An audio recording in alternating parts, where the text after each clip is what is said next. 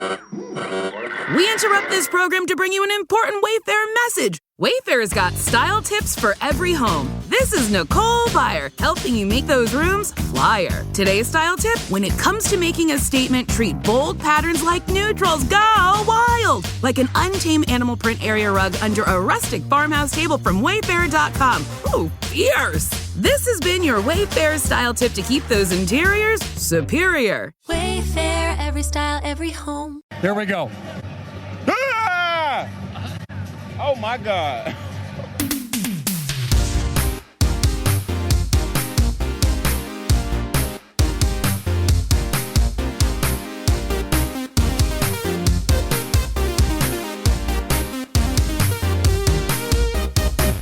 Sup, nerds? It's basketball. Welcome to Horse, a basketball podcast about everything except for the wins and losses. My name is Mike Schubert, and I'm joined by my trusted co-host, the James Harden passing to Kawhi Leonard to James Harden contesting Kawhi Leonard's shot. It is Adam Mamawala. Adam, how's it going? You know what? I know that this is a jinx in and of itself, but have we foiled the horse curse? Because we were supposed to record on Tuesday. We are recording on Thursday. I was dealing with a little bit of a not ideal voice situation after getting over a cold. And in the past few days, I feel like enough stuff has happened that I'm feeling like maybe we have tricked the basketball gods into thinking that we already recorded and then causing James Harden to literally glitch in the middle of a basketball game. So I don't know if this is like willful ignorance on everyone's part. People recognize this was like a joke, right? Like this was an attempted celebration. Do people really think he like forgot what was happening? No, I don't think people think that, but it's still a wild thing to do. Because of the fact that the shot was missed. Like it seems like something you do after the whistle as a bit. Or it's almost like the teammate equivalent of when Steph Curry shoots and then turns around. Like James Harden was basically saying, like, I am so sure that this shot is going in that I'm going to play joke defense because I know it's going in. But then the fact that it didn't implies like, well, maybe don't do that. Right. We've seen this in the past. I think James Harden did this one other time in the past. I want to say he did it in like a preseason game or something once. Yeah, it's something before. to do in an all-star game, not like an actual game. Yeah. The problem is, there was a time that this was done very well, was during the Lakers, I want to say the Rondo era. It was like Rondo was going for a layup and LeBron like emphatically went up to try to block it, but then missed it on purpose. The key difference with that is that LeBron's teammate was shooting a layup and it was already going in. So then it's like a fun celebration of like, it's a 3-on-1 fast break. And that one was especially that would have been funny. A hilarious offensive basket interference, though. Oh, yeah. But that one was funnier because it was a 3-on-1 fast break. LeBron was all running up to catch an alley-oop, but instead his teammate just shot it. So it was this funny thing of like, well, what else am I going to do? Well, I guess I'll pretend to block it. Like, it was funny. Yeah, I was planning James to jump Harden, anyway. I might as well do it. Right. James Harden's was like, I get they were up by like 26 points, so like go for it. But it was kind of weird because the contest was too good. Like if it was a less... Better than actual defense that he plays. That's what's so funny about it. Yeah, that's what's wild. So I get what he was going for. He had a quote after where he said he was trying to lighten the mood after the malaise that they've been in for the past couple of weeks, which I think is a fun attempt. But my favorite part of this clip is you can see Kawhi Leonard actively upset that James Harden did this. And I think that's fantastic. Well, because I would assume that it would really throw you off because it's so unexpected and bizarre. Like you expect the defense to close out on you, not the guy that just passed you the ball. Yeah. Very strange. Very strange. I see what you were going for, James. You know, A for effort, F for execution, and we can move on to the Teal Memorial locker room where they get an A for effort and A for execution. It's a perfect locker room. No complaints. Yeah, and you know what? When they're in that locker room, if somebody tries to shoot a paper towel into a trash can, none of the teammates try to block that shot. They just don't do it. No, they let it go in and they try to say something positive, you know, chant out a player's name when they shoot it, figure out whoever their favorite player is, and then be like, Steve Novak, you know, stuff like that. Ooh. The rare Steve Novak. I like it. Love Steve Novak. The championship belt celebration. Novakain, great nickname. Gosh, love me some Steve. You know what else I love? Having patrons. I love having patrons, especially new ones. And we got a bunch of new ones, which is cool. So our first new patron's name is Hisio, I believe. Let me know if I pronounced that properly or improperly. Tyler, aka recently optimistic Timberwolves fan, which is very fun. And Jay Hayes, aka Jay Does Stuff. And we also have a new producer level patron, Artie Party. So look at all this fun stuff. Now, you have provided context for our first new patron. They said, "Hi, yes, I have enjoyed your podcast from episode 1. Unfortunately, I have soon listened to all episodes that have been released, so don't stop making the great content. I would love to hear you try to pronounce my last name, Hisio. It is a very unique last name. The phonetic way, I guess, is," and then it's that phonetic stuff where there's random symbols that make it harder to pronounce than just regular letters, which maybe doesn't help. Correct, it doesn't. You can just hit the Finnish word hisi, which we all know, to Google Translate and hear what it sounds like, and then just add O to the end. I feel like you're roasting Thank our you. new patron here. It's with love. Look, they've sent a message with 5 laughing emojis, so I think it's it good is nature. okay. Yeah. Mm-hmm. And sorry if this proves too hard, you can try my Insta handle. Oh, okay, great. The Insta handle is Mailmankaikojus. Love from Finland. Harder to pronounce, but I do like a lot more than the NBA player whose nickname is the mailman. So I'll give it that. We'll do that a lot, yes. But shout out to Hisio, or however we pronounce your name. Let us know, and we'll correct it next episode if need be. But also shout out to Finland. I always have love for Finland. And shout out to our existing producer-level patrons, Polly Burge, Kendra Hadley, Salvatore Testa, Siobhan Ellsbury, Don't Go Chasing Taco Falls, Bang, Bang, Roast Beef Debris, How About Them World Champion Denver Steam Nuggets, Anna Reed, Steph Curry for Tootsie Roll Owl Voice. Oh, a 1, a 2, a 3. Bang! Hi, Trish, Nicole Shepard, Chase Underulo, Haley Zink, Naked Rachel, Sydney Crosby is a vampire, Chelsea's cousin, Ginger Spurs boy, Balls to the Walls, and Artie Party. Yes, and you may notice that Haley Zink has re-entered the fray. Haley never left, but Haley, for a time, was going by Mr. Bubbles Plays Ball, which apparently was some sort of like shot at you, and I don't remember the context. It was me not knowing Mr. Bubbles, the soap brand, I think. Okay. Sure, let's go with that. I think that's fine. But Haley has retracted the insult out of their love for you. Yes. So Mr. Bubble is apparently, it's like a bubble bath, and I've definitely like seen this brand before, but I've just never used it. Not to be confused with Mr. Bucket, who's also an icon and a paragon of the toy world. Mr. Mr. Bucket. Mr. It is Bucket, funny because the balls pop out of my mouth, Mr. Bucket. It's funny because I always imagine Mr. Bucket when we would say Mr. Bubbles, and I know it's different. So yeah, okay. I am seeing, by Googling Mr. Bucket, there's an article called Dr. Dre Meets Mr. Bucket as Hasbro buys Death Row Records for some godforsaken reason. We have basically just done like an audio version of Anytime I Look at My Phone. Like I start planning to look at one thing, and then all of a sudden I'm watching Still Dre from 1999, and I'm like, actually from 2001, iconically. But the point is, no more Mr. Bubbles Plays Ball, and welcome back to Haley Zink, who never left, but is now here again with their actual name.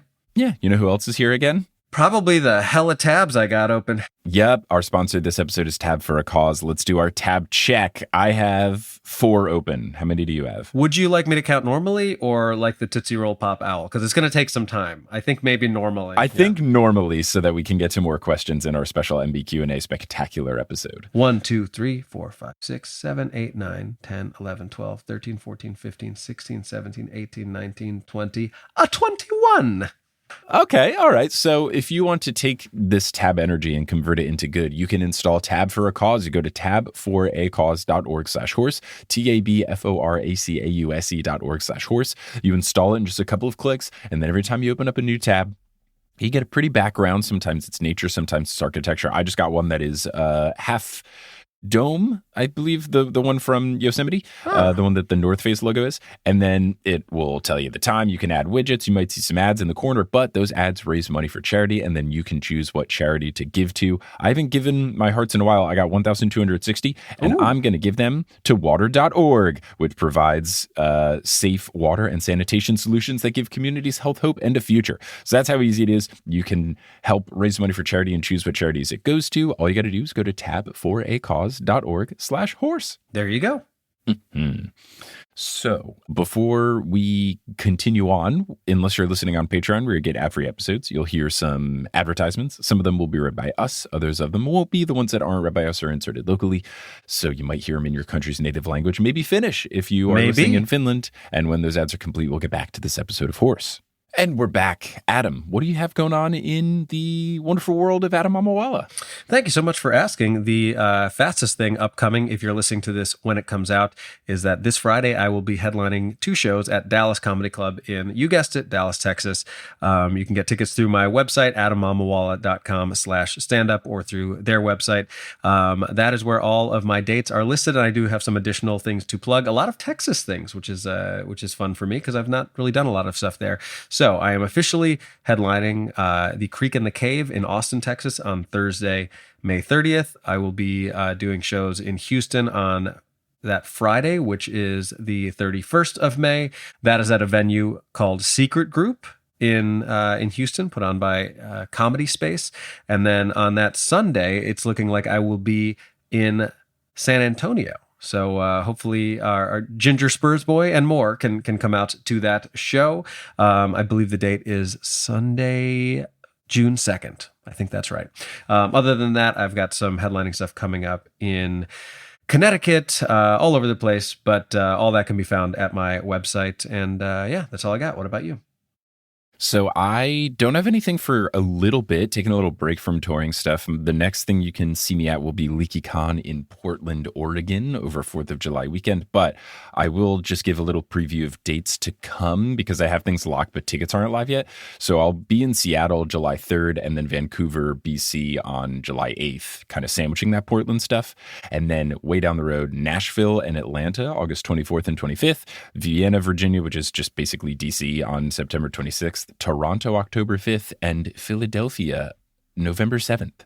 And then also trying to do a show in New Orleans the last week of October. So very cool. You can mark your calendars for way, way, way in the future. Or you can be like me and already book your flights for some of these because you're going to have to take it. So you might as well book it 6 months in advance.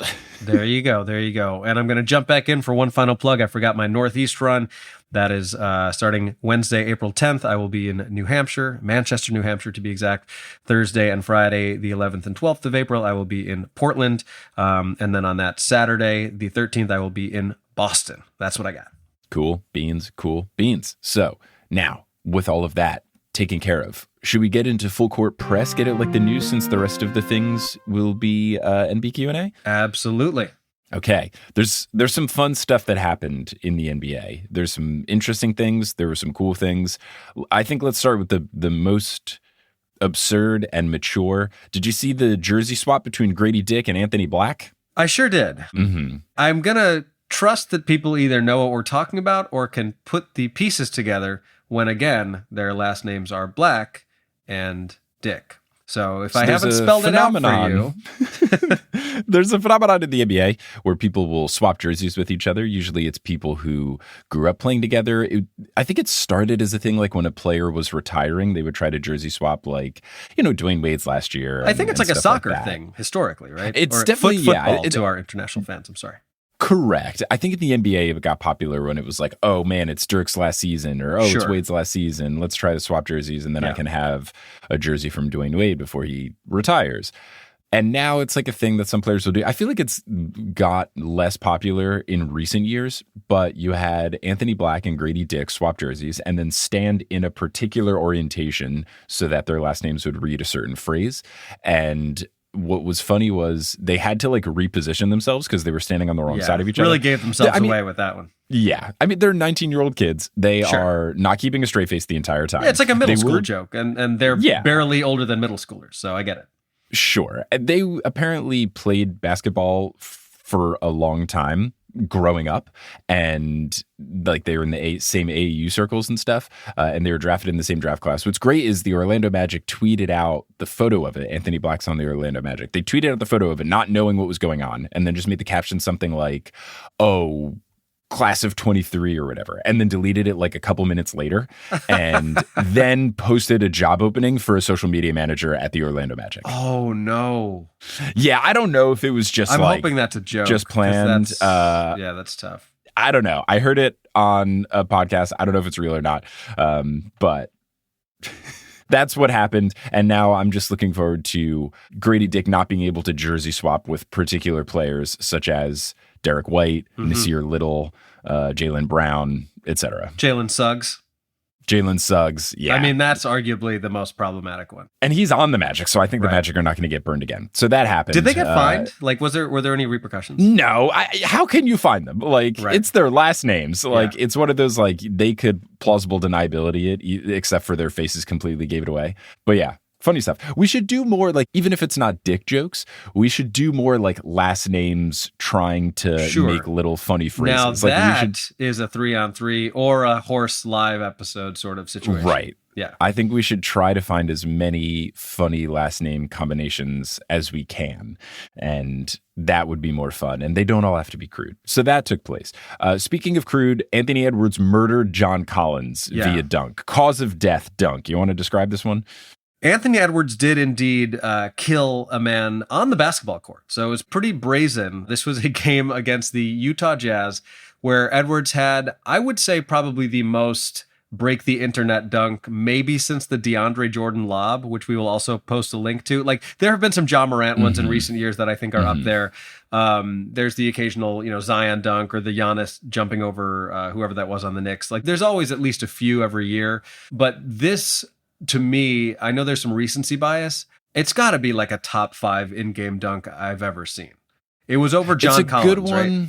Yeah, John Collins is very tall. Yeah. Like, he's at least 6'10". So that was a cool. The distance from which he took off on 2 feet, like, it was not that far inside the free throw line. And Edwards comes down, he gets a pass on a fast break. And it was one of the most violent, like, if they kept track of, like, StatCast, like the speed at which he threw that basketball through the hoop, absolutely absurd. Yeah, they had some interesting stats about, like, how high he was, how, like the angle, the speed of the ball through the hoop. Like, yeah, it was a interesting stat kind of thing. I think it was on the NBA's Instagram account. But not only was the dunk cool, but John Collins got, like, hurt after, which is, I think, why it resonates with the DeAndre Jordan one, because that one just felt like basketball violence. It did, yeah. When it just, like, knocked him to the ground. The ball hit who was it? Brandon Knight. Hit Brandon Knight in the head, bounced off his head. Like, same thing here. John Collins got hit in the head by Anthony Edwards' hand. And then there was an injury report after that he had a head contusion from it, which, like, sure, it was maybe, like, not a great, like, maybe you could try to think it's a foul, but, like, man, you just got dunked on so hard you got injured. A kid after the game asked Anthony Edwards if he could have his jersey. Anthony Edwards said no, he had to send it to John Collins. Yeah. And I think at a post-game press conference, he referred to John Collins as little N-word. But I couldn't find the video of that. I just saw someone, like, tweeting about that. So just an elite run from Anthony Edwards there. Yeah. There's a video of Anthony Edwards first seeing his own dunk post game, where he makes a very funny sound in reaction to it. And if we can find the audio, we will insert it here. We got a monitor right here, and you're going to talk us through what happened on that dunk. There we go. Ah! Oh my God. Hey, that was my best dunk of my career. I'm not gonna lie. You've had some good ones. Hopefully you just heard that, and it's the best. I love it so much. It's truly a phenomenal dunk. And I think, honestly, the biggest winner of that night was Austin Reeves of the Lakers, who was also yammed all over. But that dunk was overshadowed by how absurd the Anthony Edwards dunk was. So he kind of snuck in under the radar of getting some nuts in the old face. Yeah, the other thing, Austin Reeves tried to take a charge, which is Right. when you stand still and try to get an offensive foul on the player on offense. So that one was, like, not as embarrassing of John Collins, like, actively trying to contest the dunk and just getting yammed on. And I got to give a shout out to D'Angelo Russell, who in the post-game press conference for the Lakers game tried to argue that it was a foul. And that's a supportive friend. Yeah. Saying that your friend getting yammed on was a foul, which it certainly wasn't. No. Who dunked on Reeves? Jalen Johnson of the Hawks. Okay. He had 2 very cool dunks in the same game. One of them was a cool reverse past LeBron, and then one was a very cool one over Austin Reeves. Nice. Austin Reeves was a good sport about it, though. He said something to the effect of, like, you wouldn't want to have seen my view of the dunk. That's fair. Because Jalen Johnson's nuts were all in his face. Yeah. So that was But you know fun. what? That's kind of an occupational hazard. If you actually try on defense, like, you are going to get dunked on eventually. Even the best shot blockers in the league get dunked on. So I don't think there's any shame in it. Nevertheless, like, John Collins he's going to be on highlight reels for the next 30 years. Yeah, it's tough. I mean, you got it. Like, I support people trying to contest it, but there's a way to like contest it and it not be like as embarrassing. And unfortunately, this one was very embarrassing. Sometimes you got to just get out of the way, and he did not. Yeah. But that was that. Final note to close out Full Court Press. There is a new podcast. They are not promoting us. They are not telling us to shout it out or anything, but there's a new podcast with JJ Redick and LeBron James. Yeah. And if you want like the antithesis of horse, like you want super duper nerdy, I guess not the antithesis of horse, but if you want like super duper nerdy, like how did the X's and O's of basketball work, they have a new podcast called Mind the Game, which is like a YouTube version and an audio version. I think the YouTube version is better because they have like some visual aids, but it's just very cool to hear two incredibly smart basketball minds talk about basketball. And it's very refreshing compared to the ESPNs of the world that just like argue nonsense and things that are so far away from actual basketball. Agreed. I'm excited for what lies ahead with this show. And if you want a podcast not to listen to, I definitely don't recommend Lamar Odom and Caitlyn Jenner's podcast, because why? They have what? They Yeah. have oh goodness. Yeah. That sounds interesting. And by interesting, I mean not interesting. Yeah. Let's get into the NBQ&A Spectacular. Let's do it. Thank you all so very much for sending in your fabulous questions. We are going to get to as many of them as we possibly can. And as promised, we do play favorites a little bit because we are going to give priority to our patrons. Some patrons sent in multiple questions, so we'll just pick one of yours and then we'll save the ones we don't get to for subsequent episodes in the future. But thank you again to everybody who wrote in. Let's start with this one. This question comes from one of our patrons, Josh Rich, who claims to not be rich, but who can really say? If each NBA team had to compete in a cooking competition, what dish would each team specialize in and who would win? Now, obviously, we don't have time to do all 30 NBA teams. Maybe that's something for a future longer episode. But does anything come to mind, at least in terms of like what you think your Knicks would cook, or what I think my beloved Bulls would cook? What are you thinking? I feel like the Knicks would just make something incredibly spicy, because it our recent trend is we just play like really hard defense. So we would just have something that just absolutely kicks your ass. So I think just like a very, very spicy like tacos or something, or very spicy like buffalo wings, something that's just going to kick your ass on the way in and the way out. So okay. I think that would be the Knicks dish. Now I like your interpretation of it, because I was thinking like what would be a dish that would be representative of the city, which in this case would be like, you know, a bagel on top of a slice of pizza. Sure. But you were going more for like what would be a dish that would best characterize the way that the Knicks play.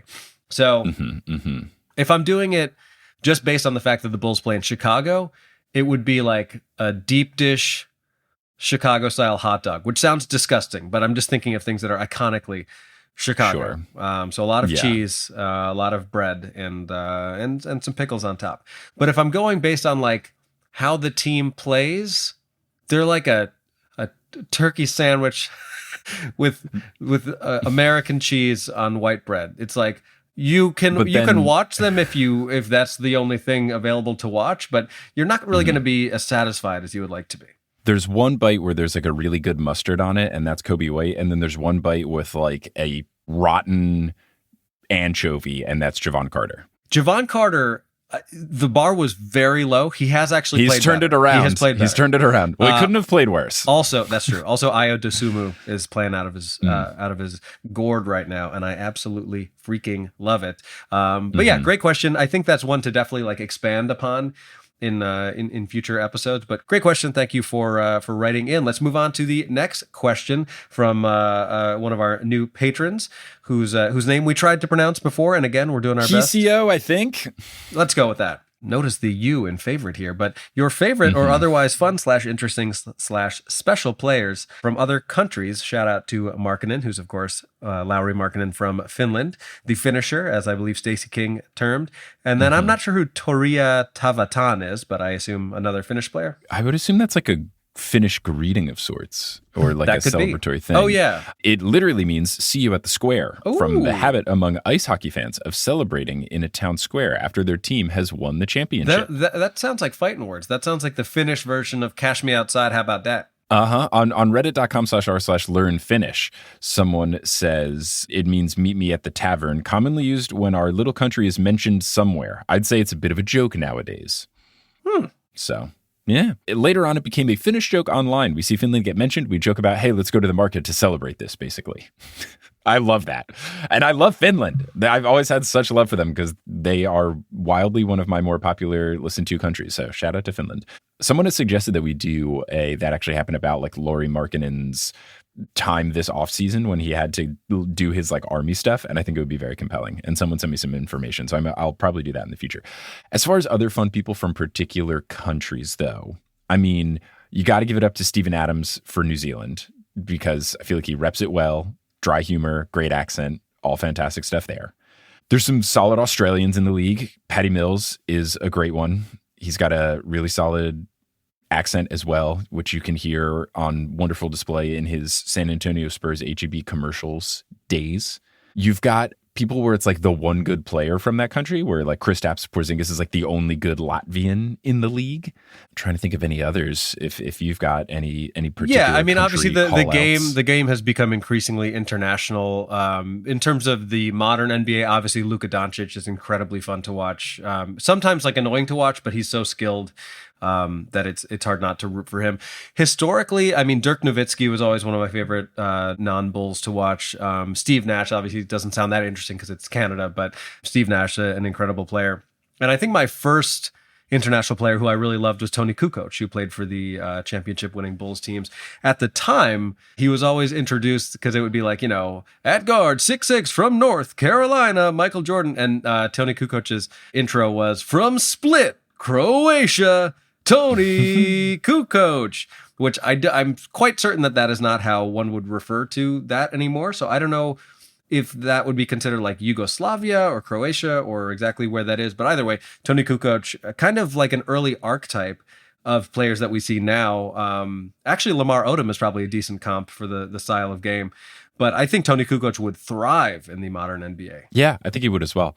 I'm trying to brush up on some other ones. Manu Ginobili is just like synonymous with Argentina. Manu Ginobili. Arvydas Sabonis, very, very skilled player. And then obviously when you think Democratic Republic of the Congo, you got to think of our favorite Cookie Monster sounding NBA player. No. And je ne sais pas, how could we forget Tony Parker? Yeah, I'll definitely take Tony Parker over Rudy Gobert, who just like everyone hates him. And I kind of love it. Yeah.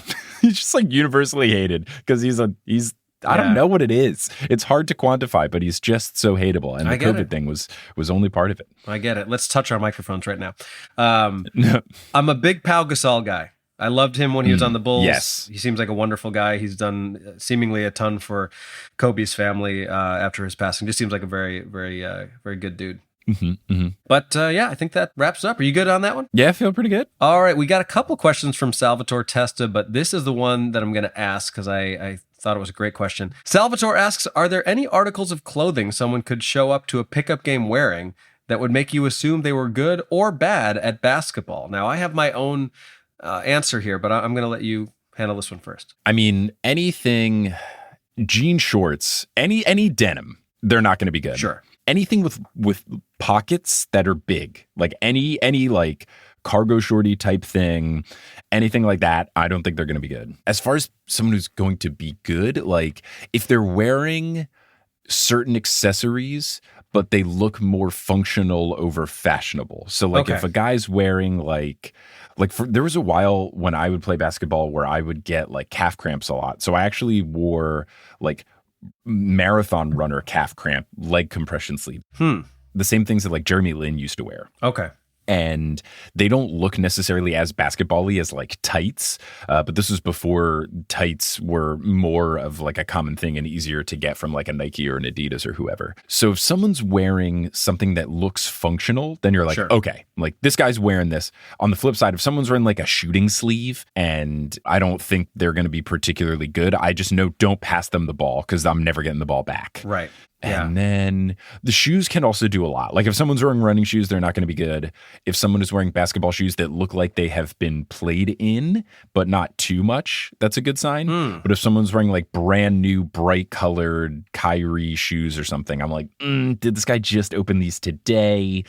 You know. Right. That's kind of the interesting part of the question, is that it's not necessarily what you would think. Like, the person dressed the best with the nicest clothes or the nicest gear is not necessarily the best player. Sometimes it's actually an inverse relationship. And so I think it's interesting too that you went kind of the more practical route of like, what would be an actual encumbrance to your ability to play basketball? Like, even if you put a good player in jean shorts or cargo shorts, they're probably not going to be as comfortable as they would be otherwise, which is part of the reason that I think it makes so much more sense for us to finally have gone back to like shorter shorts to play athletics in. Because when you look at some of the photos from like March Madness or from the NBA in the mid 2000s, like, it's, I don't know how they played. It's basically like baggy capri pants. It just seems like not functional at all. I will say that's also a reason that anytime you used to see videos of like Barack Obama drilling a three in dress shoes and a suit, so I was like, hard. that is so much So harder. hard. And you'll That see it is so sometimes, hard. like, you know, Vince Carter or someone is calling a game and they're out on the court goofing around and hitting threes. Like, just the fact that you have a shirt that restricts your shoulders that much. There's people I know who don't even like to wear sleeves of any sort. Famously, LeBron, very anti sleeve. But yeah, and I think that amazing to get a tennis reference before a baseball reference here. But as someone who grew up playing tennis, and I know you did as well, there is such an inverse relationship because tennis is historically a rich person's sport, and rich people have this thing called money, and they like to spend it on needlessly expensive Roger Federer gear so that they're all like matching and coordinated. And as someone who during the early days of COVID was teaching a lot of tennis at a very ritzy club on the Upper East Side, the better the gear, the worse the player, almost every time. That was how, and you would maybe even know this from our Mercer County days, I would always like intentionally wear non-tennis clothes when I would play competitive tennis, because so much like mental stuff, the person would underestimate me if I'm wearing a shirt that says like, it's even when I played like varsity and stuff in high school, if you know, eventually I was wearing like the uniform, but like sometimes like in practice when we do like the seating things to like get onto varsity, I'd wear like my St. Thomas High School basketball shirt and like basketball shorts and stuff like that, where it'd be like, oh, this guy doesn't know what he's doing. And then I would kick your butt. Absolutely. Yeah, it's almost always that way. Except for now, because now that I'm an older person who has a job and that thing called money, you know what's great? When you have a fully matching tennis outfit. I have a full outfit that matches from shoes to shorts to shirt, and my God, when I wear the whole thing, I feel alive.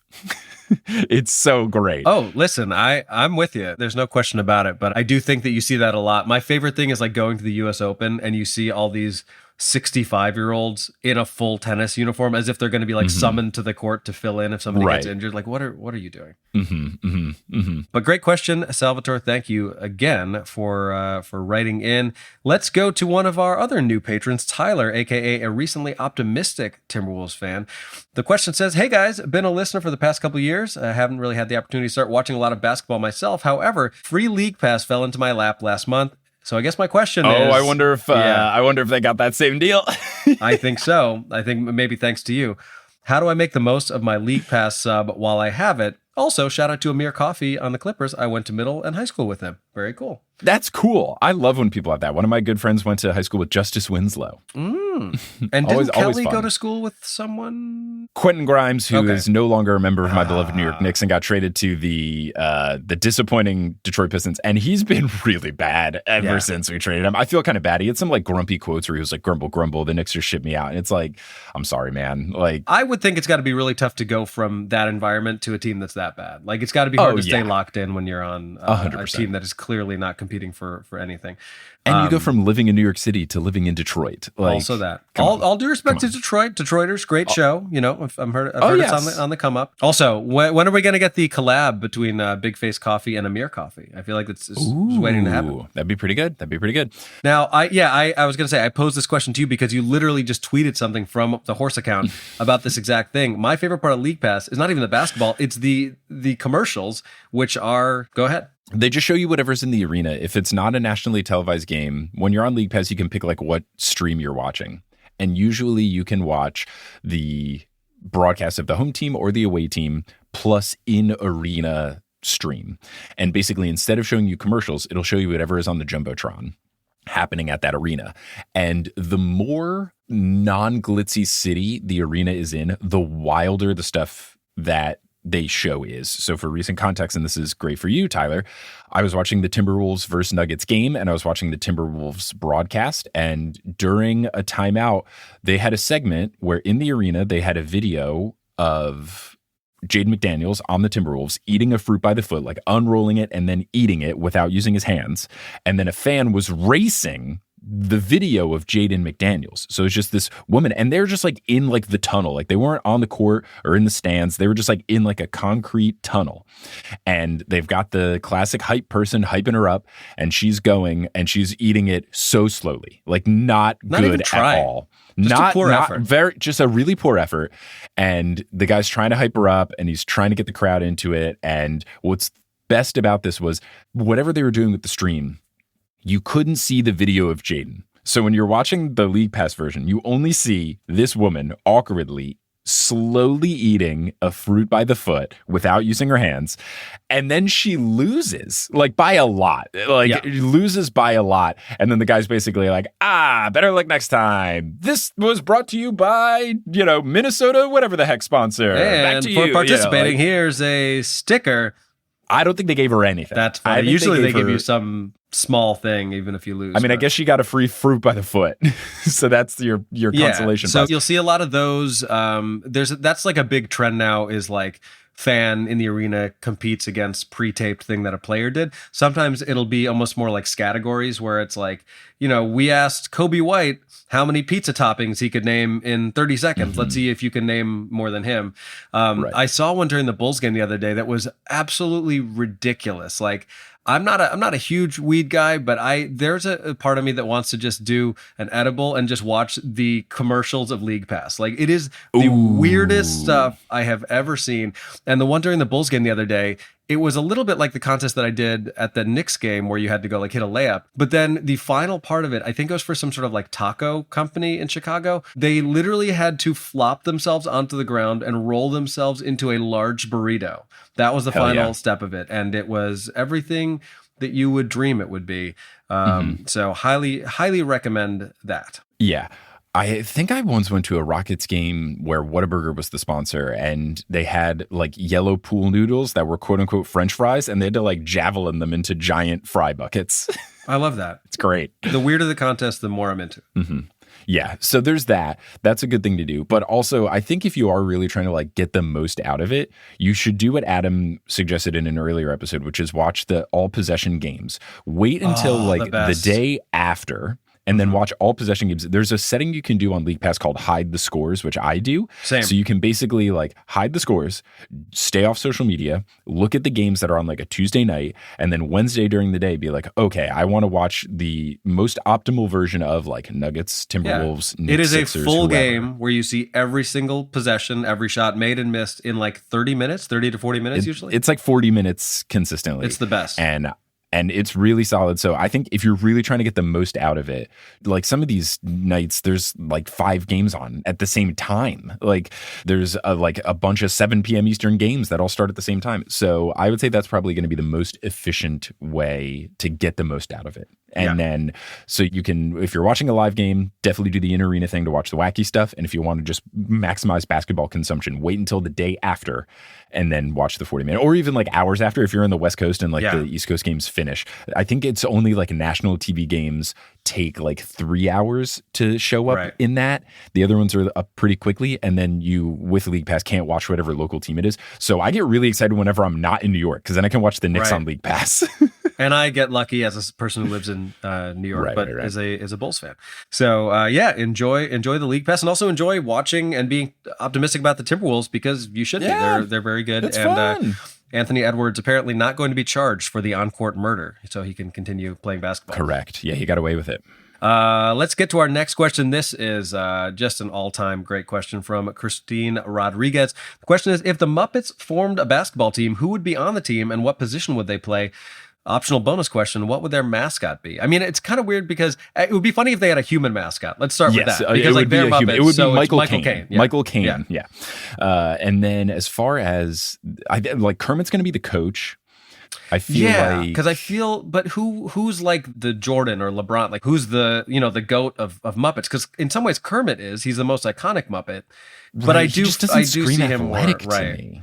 I'll give you one comp which I think is perfect. I'm going to say power forward, maybe undersized. If the drummer Animal is not the perfect comp for like Dennis Rodman or Draymond Green, I don't know who would be.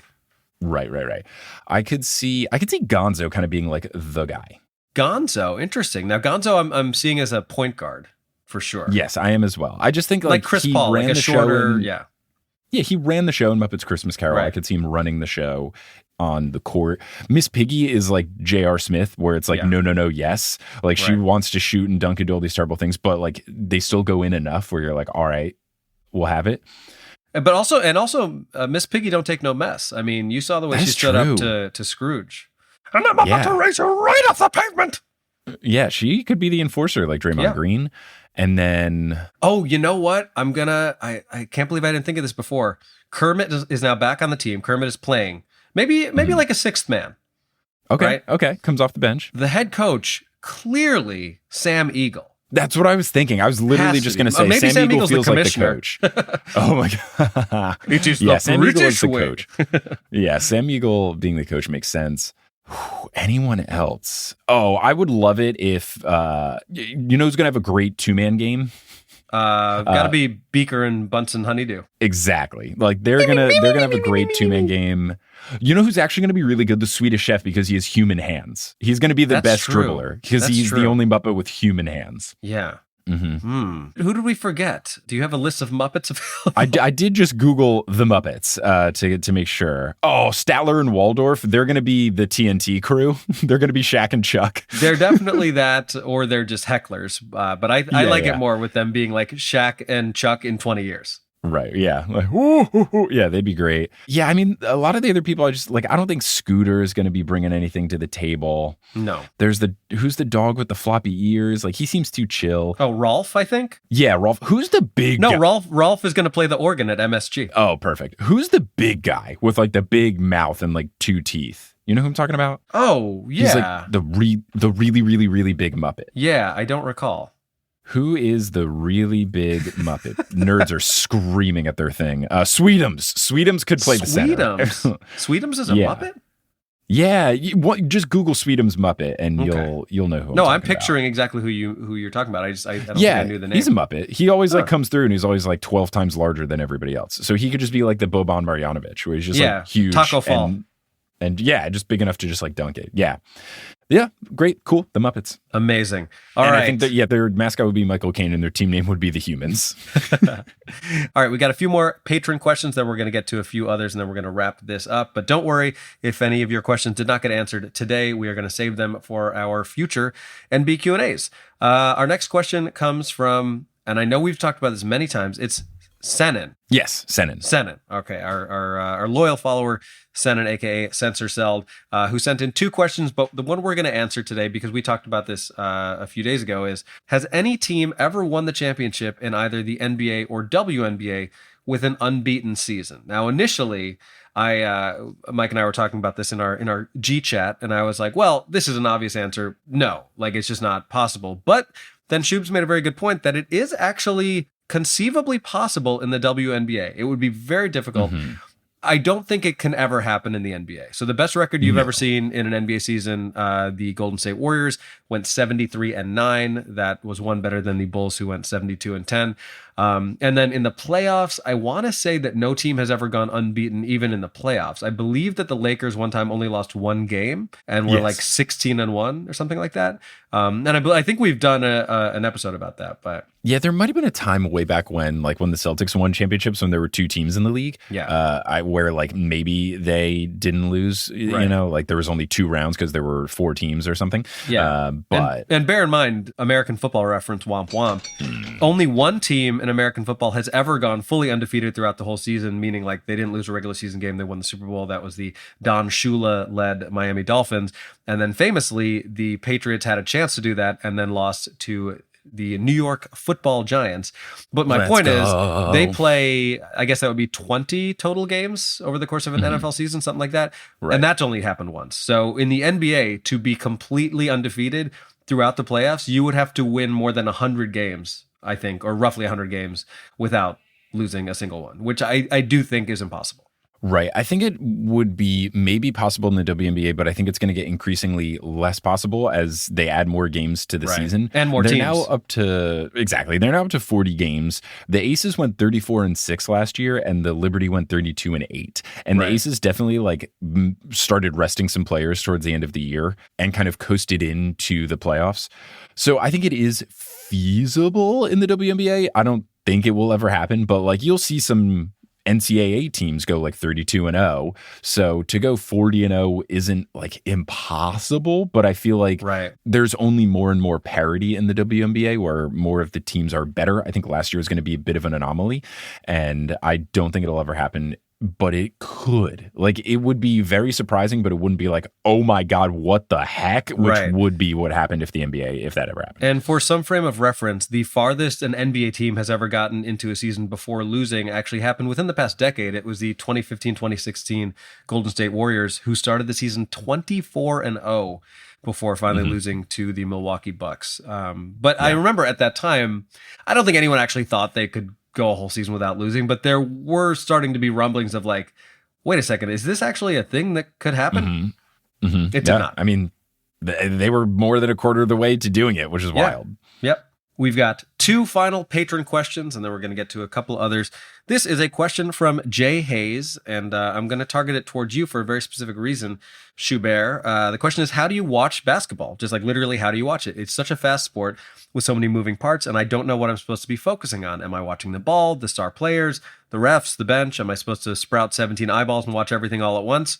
Any advice would be so greatly appreciated. Thank you. So there's no right or wrong answer to this, but there are different ways to watch an NBA game, and you have told me that you are going to utilize one of these techniques when you go to see LeBron James in person. So talk to me a little bit about how you watch basketball games in general and how you plan to watch differently when you go to see LBJ. Yeah, so I think it really just depends on like what you want to get out of it. You know, if you are watching because there's a particular team that you want to see, just focus on that team. When Knicks play a bad team, I couldn't care less about the other team. If we're playing the Pistons, I am looking at the Knicks the whole time. On defense, I'm not looking at the ball. I'm looking at what the Knicks are doing.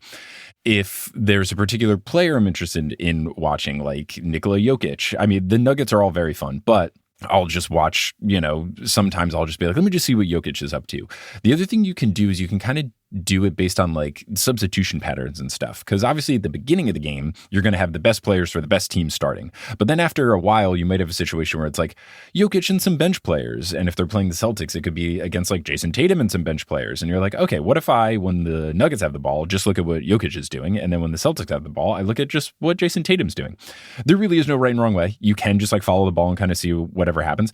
I feel like sometimes, and I don't know if this is just me, I feel like sometimes I'll watch an entire basketball game and then I'll just be like, what just happened? Like, I know I just watched this for 2.5 hours, but I can't remember anything. It's the basketball fan equivalent of when you drive somewhere and you get there and you're like, I don't really remember that drive. Yeah, it's highway hypnosis. Absurd. There is so much that it's hard that sometimes I try to like intentionally tell myself like I'm going to watch like what the whole team is doing because I want to see what kind of stuff they're doing when they don't have the ball. So if you just kind of like give yourself little homework assignments of like, I want to make sure I try checking this out, you can do that. But yeah, what I'm going to do when I go to the Lakers Nets game, as long as LeBron plays, I've knocked on wood multiple times here, I am only going to look at LeBron James the entire time. The purpose of me going to this game is to see LeBron James. I've never seen him in person, so I will only be looking at LeBron James. Now, when he's sitting on the bench, maybe I'll watch just like the game. But when he's actively playing, you got to watch his Gatorade drinking technique. I'd be interested to see what he does on the bench. But I've done this before. When I lived in Seattle, went to a Blazers and Bucks game, and I just looked at Giannis the entire time because I just wanted to see the freak.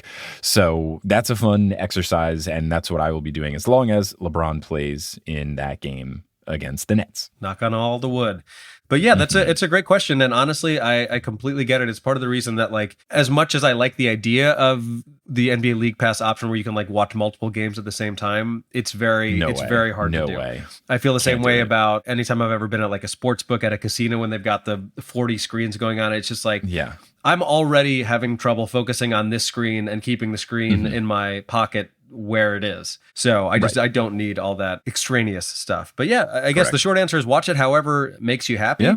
But if you want to really nerd out about it, I mean, if you have the time, go watch one of those like all possessions games that we were talking about from NBA League Pass and spend 40 minutes just watching one team and then spend 40 minutes watching just the other team and ask yourself at the end, like, do I understand why one team won and one team lost? I've never done that before, but it sounds like an interesting thing to do. Yeah. All right, our final question comes from Jasmine, a huge Raptors fan, who says, if you could give one NBA star from their past their prime back so they could play in today's NBA, who would it be and why? Also, I became a patron because I was unintentionally rude to Mike on Twitter. Sorry, Mike. And felt so guilty that I became a patron that day and haven't left. We don't have to talk about it, but do you have any idea what this refers to? I have no idea. Okay, Jasmine, send us a message and let us know. I'm sure whatever it is was probably not even a big deal. And I'm sure it's already been forgiven because it hasn't even been remembered. But nevertheless, we appreciate you being guilting yourself into being a patron. So, however you want to give us money, that's not for us to decide. We will accept it. But great question. So the idea is, if you could give somebody their prime back and put them in the modern NBA, who would it be? I'm tempted to go with someone who's like so far removed from the modern NBA that it would just be like a scientific experiment to be like, okay, what would Wilt Chamberlain be like when there are other people who are also giants? Or like, would Pete Maravich still be the same playmaker and passer that he was? I think Pete Maravich probably fits in better in today's NBA than he did in the NBA 40 years ago.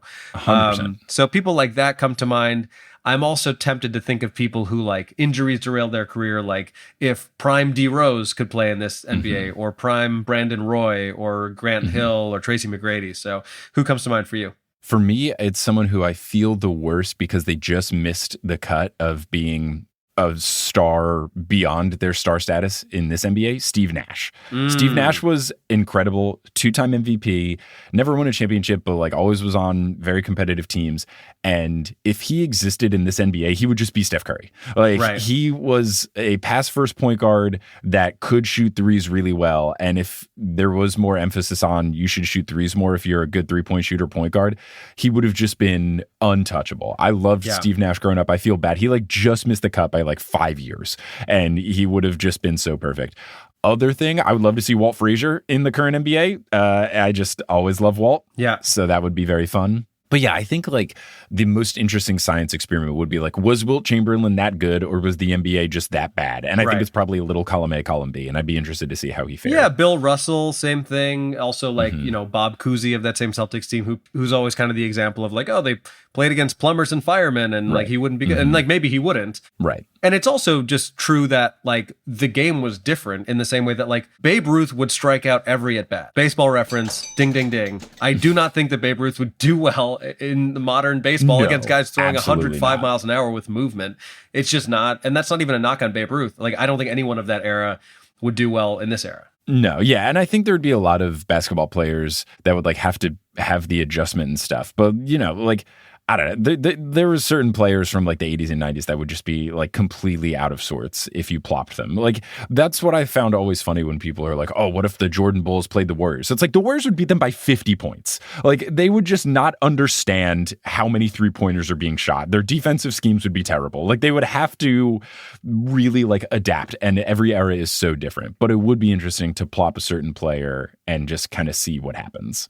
Also, one thing to address real quick, the question was about the NBA specifically, but to just touch on the WNBA, I think this is an actually more compelling question because the WNBA hasn't been around as long. Like, I would have loved to see Cheryl Miller in the WNBA. Could you imagine the kind of numbers that she would have put up? Like, it's hard to get the Doris Burke. I know is a very good basketball. There's a lot of really incredible women's basketball players who never got to play professionally because it just didn't exist at the time. Right. Or people who like only came later, like Lisa Leslie, like people who were stars like when they started the league. Like it would be interesting to see people kind of like fully have the full WNBA experience. Like the first people who did that were Diana Taurasi and Sue Bird, and they're so recent. Yeah. Like Diana's still in the league. Sue just retired, and they're the only people who were like truly like stars from college all the way through the WNBA. So yeah, taking some older women hoopers and putting them in would be very, very cool. Agreed. All right. Thank you again to our loyal patrons for the questions. Now let's get to a couple other questions before we get out of here. This one I just thought was funny. It's not going to be relevant exactly because March Madness will have already begun when we start, but I just was amused by the question. This question comes from Lauren. The question says, the men at my work are hounding us to fill out March Madness brackets, and many members of the predominantly female staff have decided to pick the teams with the hottest players. Haha. Correct. Can you give me, yeah, totally. Can you give me like a top 10 list of the most attractive NCAA men's basketball players in the tournament for me to recommend? I don't know college basketball really at all. But I couldn't name one man in the NCAA right now. I could not tell you the name of one Bronny male. James. Okay, but he doesn't even play, really. Yes, that's like, true. I couldn't tell you the name of anyone. I'm so proud Right. of myself. I can name some of the women. I can name 0 men. But we're going to reframe this question because, like I said, the brackets will already have happened. But, and this is not to like objectify anyone, but throw me some names out there. WNBA, NBA, who are people who are like not appreciated for being pretty people? Oh, I don't know about not appreciate, but appreciate. Kelly Oubre is gorgeous on the Philadelphia 76ers. He's gorgeous. Al Horford is a very pretty man. Max Strus. I think Max Strus is a good looking guy. Strus. Yeah, except he looks like a guy who cuts you in line at a bar and then pretends he didn't see you. Like he just looks like and that may not be a fair. dick. Yeah. I'm sure he's a nice person. He might be a nice person, but he just kind of looks like a jerk. Ayo Dosunmu, a lot of people think very, very attractive guy. Drew Holiday, especially my girlfriend. Drew Holiday. Shout out to Celia. Drew Holiday's good. Drew Holiday. I need to know the skincare routine because like he's just, I don't know if moisturizer or what, but he's got. It's just as me, a boy with a bunch of acne, I'm jealous of Drew Holiday's seemingly perfect facial complexion. Yeah. I mean, there's many. There's very many. In the women's game, I always had a crush on Skylar Diggins. Oh, her arms. Oh my God. Yeah. It's all working for me. And she's is it Skylar Diggins Smith? Is that it is Skylar Diggins Smith, now a proud member of my beloved Seattle Storm. Hey, let's go. Yeah. Any other shout outs? Anyone else you're thinking about in either league who's perhaps not appreciated for their beauty or I'm trying to think if there's like any underrated folks because I feel like we said some of the ones that are more obvious. Steph Curry, very very good looking guy. It's more of like, or people think so. Maybe you don't agree. It's more of like a late career thing, but like more of like aging gracefully, like Manu Ginobili, old man Manu Ginobili with like the buzzed close salt and pepper. Very good, very good. Yeah. All right. Distinguished. Yeah. And Lauren, good luck. I hope your bracket went well. As for me, I'm going to be filling out my bracket based on inner beauty. So, take that. I'm just joking around. That was a great question. Thank you for writing in. Let's go ahead and get to one final question. All right, let's go with this one. This question comes from Libby. And the question is, what is your favorite basketball adjacent rom-com? So one of the examples, How to Lose a Guy in 10 Days. There's Hitch, Just Right. I don't even know what Just Right is. So I would say we can open this up to like both basketball focus and basketball adjacent. I always loved Love and Basketball. That was one of my favorites. Does anything else come to mind where basketball is like featured in the context of the movie or like the arc of it, pun intended, maybe?